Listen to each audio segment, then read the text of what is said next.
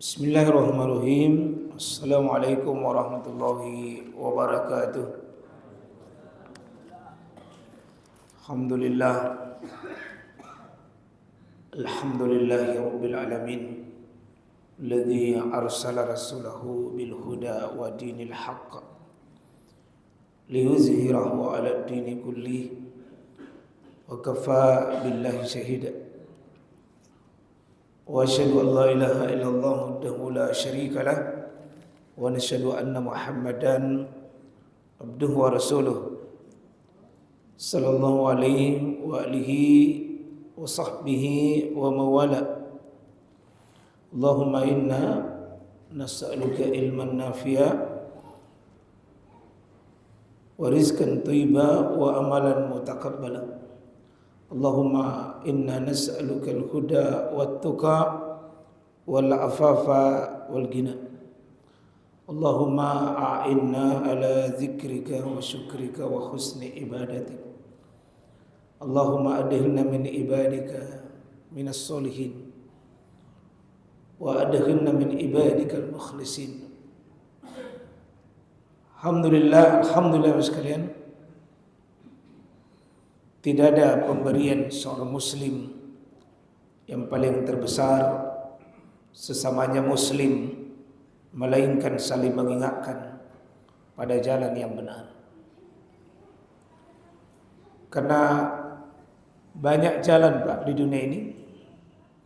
Ada jalan yang Allah ridhoi dan ada jalan yang Allah murkai.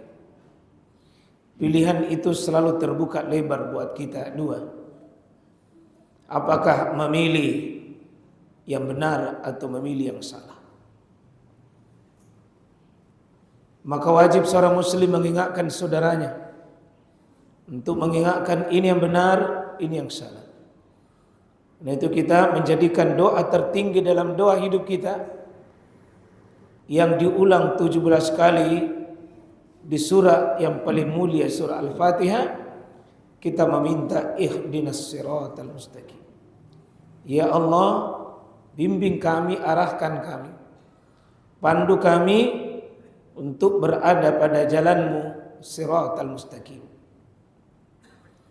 Dan siratal mustaqim itu tidak lain adalah jalan Quran.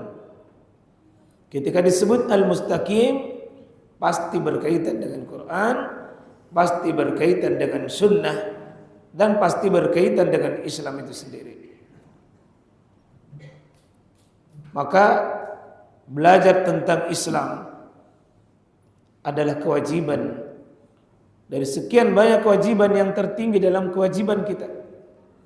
Karena tidak mungkin doa kita ini mau dikabulkan berada pada ihdinas siratal mustaqim kalau kita tidak mau mengambil ilmu.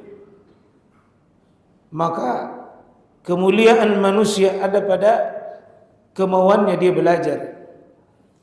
Kebaikan manusia ada pada kemauannya dia mau mengambil ilmu. Nah itu sering kita bacakan hadis, may yuridillahu bihi khaira yufaqihu fiddin. Siapa yang Allah kehendaki kebaikan padanya, apa yang Allah berikan fasilitas padanya, yufaqihu fiddin. Dipahamkan dia agama, difakihkan dia dengan agama. Dan pintu itu adalah babul ilm, pintu berilmu. Maka duduk di majelis berilmu seperti ini bisa jadi lebih mulia daripada 100 rakaat salat sunnah kita. Karena bagaimana mau ibadah benar kalau tidak diilmui? Bagaimana tahara kita benar? Bagaimana wudu kita benar? Mandi kita, tayamum kita, salat wajib kita, salat sunnah kita. Bagaimana kita mau menjadi makmum yang benar? Bagaimana menjadi imam yang benar? Kalau tidak dipandu dengan ilmu, maka tersebarnya ilmu di tengah umat ini Pak, pintu yang Allah buka kebaikan di tengah umat.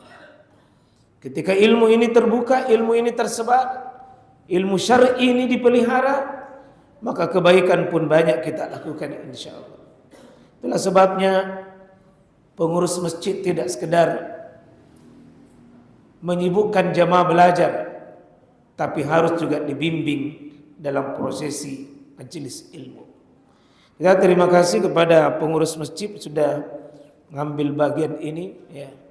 Insyaallah sebagai sebuah ikhtiar untuk mendekatkan jamaah itu bukan cuma sekedar beribadah, Pak. Seperti Nabi katakan sallu kama ra'aitumuni usolli. Salatlah kamu bukan cuma sekedar salat. Karena dalam riwayat Pak Imam Abu Daud menyebutkan bahwa ada orang 60 tahun ibadah salat, tapi salatnya ditolak. Karena dia salat sesuai dengan maunya, sesuai perasaannya, sesuai dengan kebiasaannya. Sementara salat ini ibadah. Dan ibadah itu syaratnya Pak, maunya Allah, maunya Rasulnya. Maka tidak bisa tanpa ilmu. Jangan kita mengulangi kesalahan itu. Sebagaimana dalam hadis yang cukup panjang dicatat oleh Imam Bukhari dan Imam Muslim di kitab Sahihnya. Dikeluarkan oleh Bukhari dan Muslim masing-masing di kitab Sahih bahwa ada orang yang salatnya cukup lama, tetapi Nabi mengatakan irji fasalli, ulangi salatmu. Fa innaka lam tusalli, karena Anda hakikatnya belum salat. Padahal 3 kali, Pak. Dia ulangi salatnya itu, ya udu thalatha marat. 3 kali dia ulangi salatnya. Tapi Nabi mengatakan irji fasalli, ulangi salatmu karena Anda belum salat. Maka orang yang tidak memenuhi rukun salatnya, syarat salatnya, kewajiban salatnya, Pak, hakikatnya dia belum dihitung belum salat. Untuk itu jemaah sekalian, jangan mengandalkan kita punya ibadah sebelum kita tekuni dalam belajar tentang ilmu. Itulah pesan guru kita Imam Al-Bukhari, al-ilmu qabla al-amal. Maka berilmulah kalian sebelum belajar, sebelum beramal. Berilmu kalian sebelum belajar, sebelum beramal. Termasuk ilmu tentang masjid, ilmu tentang ibadah. Dan kita sudah berulang-ulang menjelaskan ini. Kita masih berada di ilmu tentang mengatur saf. Dalam sholat tentunya ini saf berjamaah. Ilmu mengatur saf. Ya. Kalau bapak lihat bagaimana perintah Nabi itu, misalnya ahsinu iqamah sufuh, perbaiki saf kalian. Di situ disuruh perbaiki saf kalian. Itu diperintah, Pak, perbaiki saf kalian. Atau Nabi mengatakan sawu sufufakum. Sawu sufufakum artinya luruskan saf-saf kalian. Bapak perhatikan bentuk kalimat yang dipakai oleh Nabi ini. Bentuk yang dipakai oleh Nabi. Kemudian akimu sufufakum. Akimu istau yasawu rusu sufufakum. Penuhi saf-saf kalian, ya. Wa qaribu bainaha, dan dekatkan apa pundak-pundak kalian dengan tumit-tumit kalian. Ada lagi kata Nabi sallallahu alaihi wasallam dengan mengatakan hazu bil a'naq.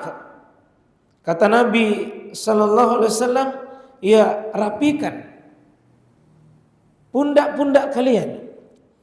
Kemudian Nabi juga sebutkan tarassu, artinya penuhi saf-saf kalian. Kemudian istau, luruskan. Kemudian disebutkan suddul halal. Suddul halal itu artinya sama dengan dikatakan bahwa isilah tempat yang kosong. Kalau Bapak perhatikan ini, Pak, 10 kalimat yang dipakai oleh Nabi semuanya perintah. Semuanya perintah itu artinya Perhatian Nabi itu tuh perintahkan mengatur saf untuk tidak disepelekan. Malah sebaliknya kalau bapak-bapak perhatikan, ada kalanya larangan. Ada kalanya larangan seperti Nabi katakan, Nabi SAW mengatakan, la takhtalifu fatakhtalifa qulubakum. Nabi SAW mengatakan, jangan ku berselisih. Saya begini Pak, satu maju, satu katakan tidak sejajar, atau satu berjauhan dengan atas nama ya sajadah besar. Itu kata Nabi SAW, la takhtalifu, yang ku berselisih. Seperti mama dilihat baku bombe, tidak mau berdekatan pundaknya, tidak mau berdekatan kakinya. Sepertinya dilihat kayak bukan orang akrab. Nabi memakai kata larangan. Dan di sini kurang lebih Nabi 4 kali menyebutkan kata larangan dalam mengatur saf. Diperintah, justru sebaliknya juga dilarang berselisih. Suruh rapat, jangan bikin jarak. Suruh lurus, jangan bikin bengkok. Artinya 2 kali ini Pak, satu perintah, yang kedua dilarang. Bahkan Nabi kadang-kadang mengatakan, la tuqimunna sufufakum. Itu la tuqimunna Pak, artinya lam taukidnya itu, lam tegas namanya, sungguh-sungguh luruskan itu. Itu artinya sebelum kita takbir, imam punya perhatian dengan itu, makmum juga punya perhatian tentang itu. Sehingga kita tidak boleh marah-marah Pak kalau imam mengatakan tabe, maju-maju ke sedikit, tabe, sisi sedikit, tabe, kasih rapa-rapa. Ada biasa Pak sebagai orang bilang, ngapain sekit nanti ngimam. Dari dulu kita sholat nah begini-begini, takbir tonji. Maaf ya, jadi ini mengatur saf bukan soal perkara-perkara ringan. Ini perkara besar umat ini. Ada saya tempat tulis dan ini nanti insya Allah kita akan mudah-mudahan dengan izin Allah 40 musibah terjadi jika saf ini kita abaikan. Dan itu dampaknya Pak. Kenapa Rasulullah SAW bisa menang Pak? Bisa menang dalam peperangan jumlah mereka sedikit, persenjataan mereka tidak lengkap. Ada faktor yang membuat Nabi itu menang Pak. Salah satunya rapi ketika membentuk saf. Pengaruhnya saf itu Pak tertanam pada jiwa para sahabat. Tidak ada makmum yang mau melombai Nabi. Dan tidak ada makmum egois sendiri di belakang. Imamnya sudah ruku, dia tetap asyik membaca. Dia tidak egois pada dirinya. Hari ini Pak, kita terlalu berani melampaui imam. Atau kadang-kadang kita asyik sendiri. Akhirnya ruh berjamaah itu hilang. Apa yang terjadi? Tetangga kita sakit, kita tidak peduli. Tetangga kita kena musibah, kita seperti bukan kita kena musibah. Sudah terbiasa, hati kita itu tidak peka dengan saudara kita. Dan ini yang membuat kata Nabi, ya, la takhtalifu fatakhtalifu qulubakum. Kalau kau suka berselisih, artinya kau membiarkan bengkok, kau membiarkan tidak lurus, kau membiarkan seperti saudaramu itu begitu, kamu tidak peduli, akhirnya saf-saf di masyarakat kita itu Pak tidak teratur.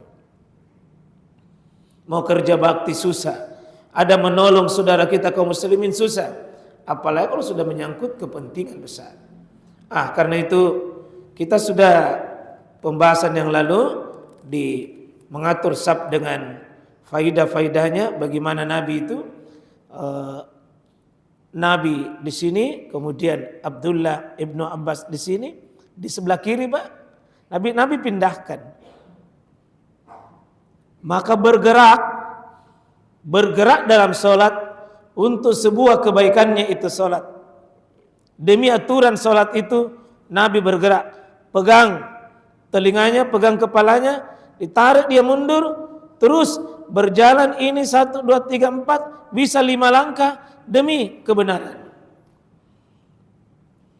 Jadi itu artinya tidak apa-apa bergerak dalam sholat demi sholat itu sendiri.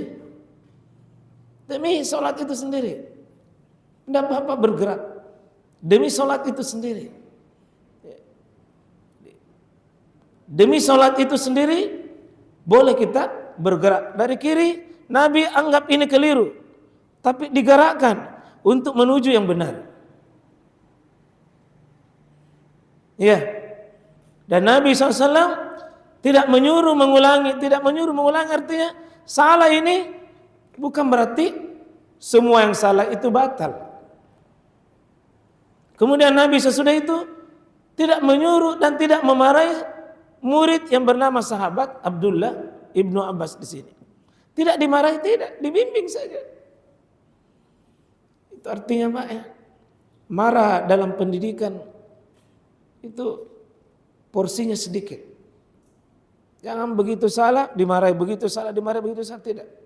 Dunia pendidikan itu membenarkan dan mengarahkan, membimbing. Ya. Seperti tidak bagusnya polisi itu kalau kita melanggar Pak, tidak marahi Ki. Tidak ada polisi marah-marah, paling ambil ke Sinta. Ya tak? Tidak baku tengkar gitu. Daun diberi penjelasan ini tadi pelanggaran tak Pak, lain kali jangan. Tapi demi sanksinya begini tonsing. Yang penting jangan cepet dulu. Nah, jadi jamaah sekalian rahmatullahi Allah Subhanahu wa taala, ini satu contoh bagaimana pentingnya kita mengatur shaf. Insyaallah saya ingin menjelaskan sedikit jika shaf itu sendirian di belakang shaf. Pendapat para ulama itu ada 3 bagian. Jika sendiri dalam shaf, sendiri Pak, tanpa uzur, dia sendiri itu tidak ada salat bagi dirinya. Jika dia sendiri tanpa ada uzur, maka ini tidak boleh, ya. Karena disebutkan oleh Nabi SAW hadis Wabisa itu bahwa ya ra'a rajulan yusalli fis safi wahda, ya. Kemudian Nabi SAW mengatakan ya fa amirahu ayyuidas salat. Nabi suruh ulangi salatnya orang itu. Nabi suruh ulangi salatnya, dia salat sendiri di belakang saf. Tidak ada yang menemani dan tidak ada juga alasannya. Tapi kalau kita sendiri di dalam saf itu, tapi karena ada uzur Pak, ada uzur, ada halangan seperti betul-betul tidak ada orang, sudah berusaha masuk di saf itu, kita usahakan masuk kalau bisa Pak ya, saf pertama masuk, oh enggak bisa saf di belakang, saf keduanya kita masuk, oh enggak bisa. Kalau enggak bisa kita masuk, kita bisa di sampingnya imam. Kalau enggak bisa juga di sampingnya imam, maka baru kita sendiri di belakang. Berarti dalam posisi sendiri di belakang selama ada alasan itu dibenarkan. Itu ketika peristiwa sahabat yang mulia Abi Bakrah. Ini Abi Bakrah terlambat sehingga ketika dia sudah datang itu di pintu dia masuk, begitu Nabi SAW sudah ruku, Abi Bakrah ini takbir dan langsung ruku di pintu. Di pintu itu dia jalan dalam keadaan ruku. Dia anggaran ruku.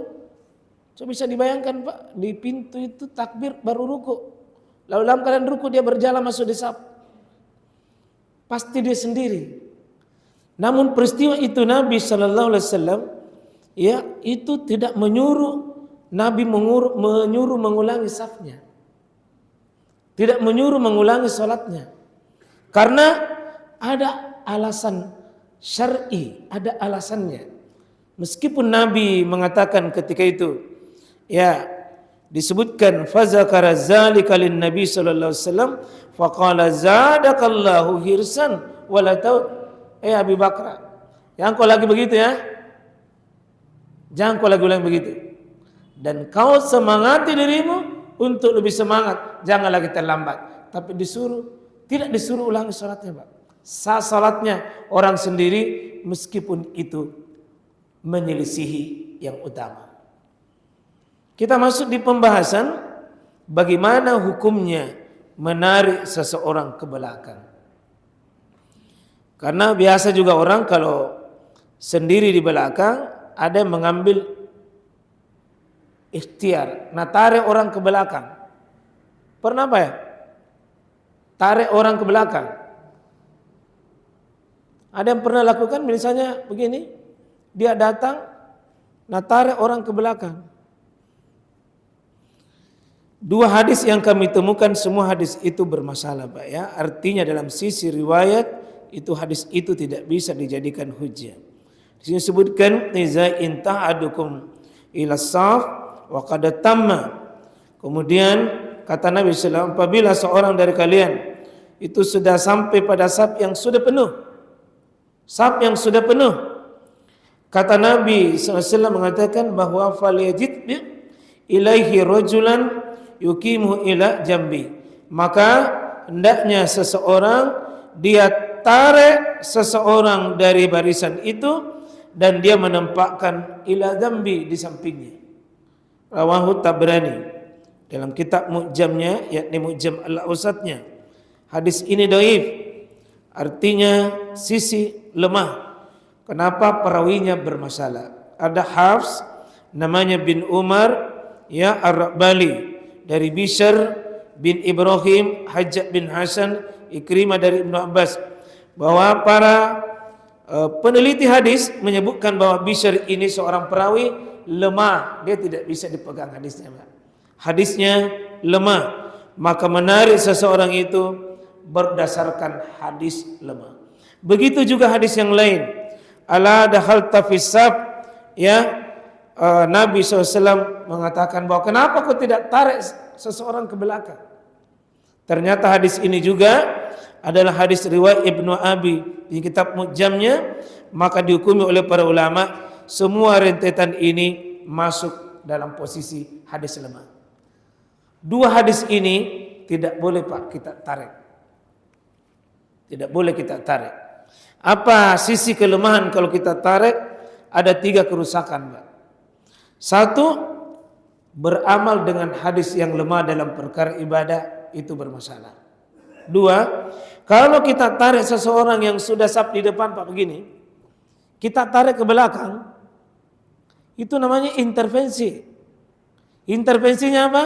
Dari yang paling utama di depan, khairus sufufi rijal awwaluha, sebaik-baik saf di depan di sini, kemudian ditarik ke belakang. Itu artinya Anda membuat saya mundur. Intervensi seseorang. Yang kedua, ini tadinya rapat, terus ditarik ke belakang, itu membuat ini kembali longgar. Perintah Nabi itu suruh rapatkan, ini kalau ditarik ke belakang malah dibikin kosong malah. Perintah Nabi mengatakan innallaha wa malaikatu yasiluna saf. Allah malaikatnya bersalawat kalau mengisi saf. Kalau ada saf kosong, Pak, isi. Allah salawati kita. Jika ada saf yang kosong itu berebut isi. Apakah orangnya mundur atau orangnya keluar atau orangnya pergi kencing, orangnya itu meninggalkan tempat pergi keluar. Jangan biarkan kosong. Berebut isi. Allah salawati, malaikat salawati atasnya orang ini. Tapi kalau kita tarik justru sebaliknya, Pak.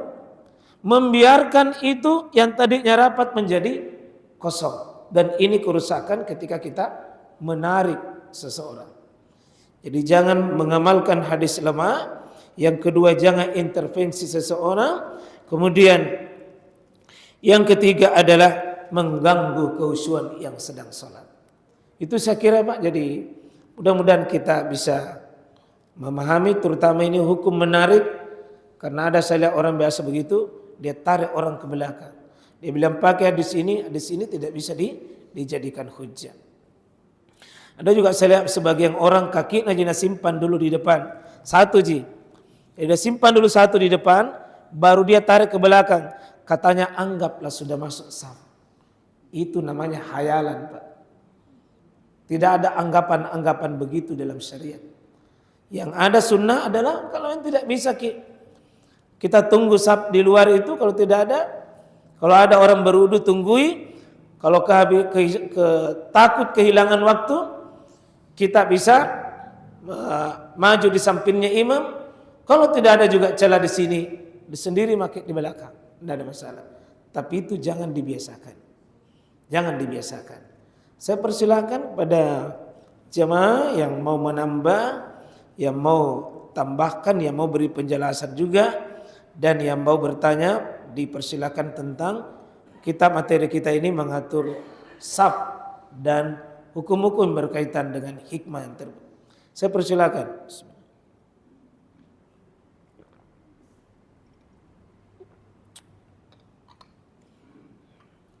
Silakan.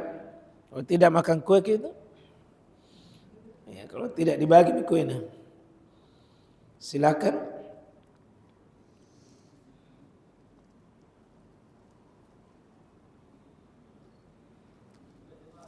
Sudah jelas ya? Ya.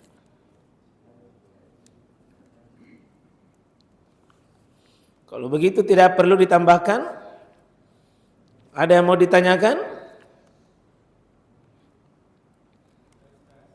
Oh ya, alhamdulillah. Padahal Pak Ustaz ya. Ya, bismillahirrahmanirrahim. Assalamualaikum warahmatullahi wabarakatuh. Assalamualaikum warahmatullahi wabarakatuh. Sangat bahagia kita di tempat ini, bagaimana mengilmui itu saf. Ya. Yang pertama yang akan atau ingin mempertegas saja bahwa kita itu kualitas saf pertama pas di belakang imam, Iya. itu pahalanya apakah memang berbeda dengan yang ada selain itu? Iya. Kiri-kirikannya sampai di ujung. Iya. Kedua, memulai saf itu dari belakang imam pas atau dari pinggir? Iya.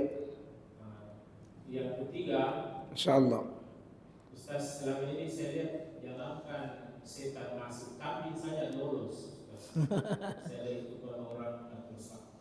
Bahkan kadang tidak mau, dia mulai dari misalnya sudah terbentuk saf pertama sedikit, terus ada yang ke pinggir dulu, baru itu yang di tengah kosong. Iya. Suruh-suruh binatang harusnya itu bergeser dulu sampai rapat begitu. Jadi ini bisa bukan pertanyaan, bisa dipertegas. Iya. Agar lebih bermakna di Iya.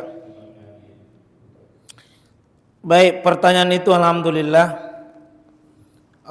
mungkin saya bisa memberikan 5 kunci penguat sekaligus menjawab semua itu tadi. Yang pertama, sebaik-baik saf itu bagi laki-laki adalah di depan. Jelas, itu rumus dari Imam Muslim.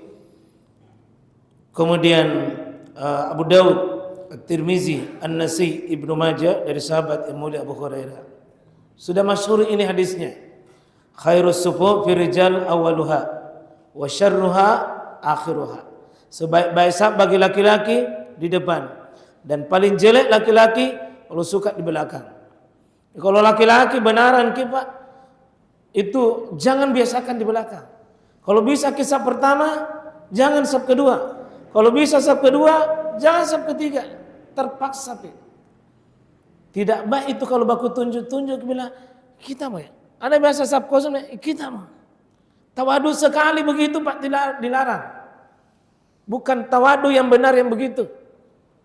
Kalau begitu baku lomba ke. Bukan tawadu yang begitu yang diharapkan. Tamak ke kalau yang begitu. Rumus yang kedua adalah disebutkan bahwa Nabi SAW mengatakan keutamaan saf di sebelah kanan. Kalau bisa ini, Mbak. Kalau ini full ini yang di depan, maka kita memulai saf itu persis. Kalau ini imam, maka cari di belakangnya imam. Baru ke kanan. Dia kanan. Tidak mesti seimbang kiri. Tapi kalau full kanan, jangan bikin saf kanan. Tetap kiri dulu. Ya, tetap kiri dulu. Tapi lebih utama kanan di saf kedua, 3, 4, 5, 6. Jadi beruntung ini yang dekat pintu dari sana ya. Kanan ini ya. Kalau ini paling beruntung kalau dia membentuk saf sejajar di sini. Disebutkan oleh Nabi sallallahu alaihi wasallam bahwa saf sebelah kanan itu mengatakan kana idza sallaina khalfa Rasulullah sallallahu alaihi wasallam ahbabna an nakuna ayyamini. Kami suka sekali, kata para sahabat, kami berebut di sebelah kanannya Nabi itu. Kalau sudah penuh saf yang paling di depan, kami berebut. Coba lihat sahabat itu, Pak. Berebut berada di sebelah kanannya iman. Dan ada satu doa Nabi itu, malaikat sebutkan, Pak, innallaha wa malaikatahu yusalluna fi safil yamin. Sungguh Allah, malaikatnya salawati orang yang berada di sebelah kanannya imam. Cuma sekali lagi Pak, mohon jangan semua di sebelah kanannya imam. Tidak ada sebelah kiri. Tetap aturan full ini yang di depan, kemudian persis sejajar kanan. Terus kiri. Tidak boleh bikin saf kalau belum full. Baru kita mulai lagi di belakangnya. Kanan. Full. Pas belakang imam kanan. Kalau begitu sekaligus menjawab pertanyaan yang kedua, di mana dimulai? Pas di tengah. Oh maaf Pak, kalau pintu begini masjid, maka jangan dari sini kita membentuk saf. Tapi dia begini. Bukan begini. Saf itu ditarik dari dalam keluar. Bukan dari dalam masuk. Saya ulangi Pak. Kita mulai dari dalam, tarik keluar. Sehingga kalau ada yang bisa dapati di tengah berarti ini kemungkinan tidak masbuk, ini yang di tengah. Dapat imam. Nanti yang masbuk itu kiri kanan, Pak. Kemungkinannya ini yang masbuk ini. Itulah hikmahnya orang yang masbuk. Tidak ada tuntutan saling mengimani. Ini masbuk, ini juga masbuk. Tidak perlu di sana imam menjadi yang di sini, dan tidak perlu ini imam menjadi yang di sana. Karena itu masbuk, masing-masing melanjutkan. Kecuali ada makmun baru bergabung nanti di sini atau bergabung di sana. Tapi kalau ini yang sesama masbuk, tidak usah saling, tidak usah. Lanjutkan masing-masing. Dan ada rumus yang disebutkan oleh Nabi SAW, Pak. Apa tidak sama Pak yang pertama dengan kedua, tiga, jelas. Tadi pertama khairus sufuf, terbaik yang di depan. Nabi katakan begini, atimmus saf muqaddam. Sempurnakan dulu saf yang di depan-depan. Berarti itu sunnah. Perintah Nabi itu Pak di depan. Summal ladzi yalih. Kemudian belakang-belakangnya lagi. Jadi mohon maaf Pak, kalau sudah duluan kita datang, ada sebagian masjid ini syukur di sini karena tidak ada tiang masjid. Ada masjid Pak di tiang. Ada orang sudah membentuk mishab, ada juga sebagian jamaah tidak mau goyang-goyang di situ, di dekat tiang kasih lebar. Sajadahnya bilang, maju Pak, bilang, kau mau maju ke. Susah juga disuruh maju Pak karena dia lebih tua tapi Dia mau atur tapi tidak mau diatur. Untung tidak terjadi di Masjid Ar-Rahman, Pak. Kecuali ada sedikit yang mirip-mirip. Tidak mau diatur. Nah setelah pore bela. Ya. Ini bilang kau maju. Saya sudah tua mak bilang di belakang tomo. Jangan, Pak. Di sini di jihad pengorbanan tak rela kita mengangkat sajadata, rela kita mengangkat tempat duduk tak demi menghormati sab. Karena ada orang tidak mau bilang tolong Pak diluruskan di sab, dirapatkan sab. Nah lihat kena janjang kena bilang ada ni ngapin je. Takbir muka kapang. Napa nak susah kamu? Ada Pak nak bilang ada sekek duduk kalau jadi imam. Imam Syafi'i Pak pernah mau jadi imam, diatur itu jamaah. Ada yang tidak mau bergerak, nak bilang Imam Syafi'i, kau jadi imam. Saya tidak mau jadi imam kalau tidak mau diatur. Coba bayangkan Pak. Imam itu mau memikul kita di belakang. Maka berjamaah itu Pak tidak boleh egois. Ada pemimpin tertinggi namanya imam. Begitu kita melebur dengan imam berjamaah, maka komandonya satu. Jangan bikin komando-komando. Terutama yang merasa itu Pak, merasa berjasa di sebuah tempat. Bilang saya ini berhak mengatur. Saya ini yang bangun masjid. Ya syukurlah kalau kita bangun masjid. Tapi kalau bapak dalam masjid nak berjamaah Pak, tetap diatur ki. Tidak ada di sini Pak, tidak ada. Ya, jadi di tengah-tengah tarik. Jangan begini. Tapi dibuka begini. Persis di depan dan pahala yang pertama di sini adalah pahala yang paling di depan. Di sini siapa yang paling berhak mengisi yang di depan itu Pak adalah orang ahli nuha wal aqli. Siapa yang bagus di sini Pak? Adalah orang yang paling bisa posisi bisa menggantikan imam jika ada masalah. Sini bagus. Bukan jaki kularan Pak yang tidak pakai songkok, yang kira-kira pakai baju kos apa baru di sini, tidak jadi dilarang. Cuma mengerti sedikit. Bukan dilarang. Cuma kasihlah orang yang memang. Cuma itu tansing ya. Kelemahannya kalau terlalu ketaki begini Pak. Ada orang selalu kosong karena bilang jangan misalnya tidak pantas ke jadi imam. Akhirnya selalu tong kosong. Ya kita mau atur Pak ya. InsyaAllah. Saya persilakan. Makasih banyak Pak Ustaz atas pertanyaan tak insyaAllah. Ya. Masih ada? Keluar mie kue Pak ya.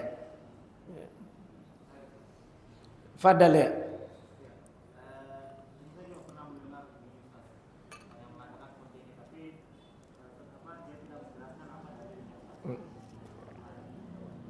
Dia mengatakan bahwa anak-anak yang belum balik, terutama anak-anak yang sholatnya tidak sempurna, artinya main-main seperti itu memutus saf. Nah, apakah hal ini benar atau ada dalilnya? Iya. Kemudian yang kedua, bagaimana dengan sholat jenazah? Apakah benar bahwa sholat jenazah itu harus menyempurnakan safnya 3 baris dulu, ataukah kita menyempurnakan seperti sholat sholat wajib? Artinya menyempurnakan satu saf dulu atau baru masuk ke saf berikutnya. Iya. Jadi mohon jamaah sekalian kita perhatikan, anak-anak itu harus diberi dulu rumus berapa umurnya itu definisi anak-anak. Tuan dulu Pak harus diperjelas. Itu anak-anak berapa umurnya supaya bisa jelaski berapa tahun itu kita sebut anak-anak.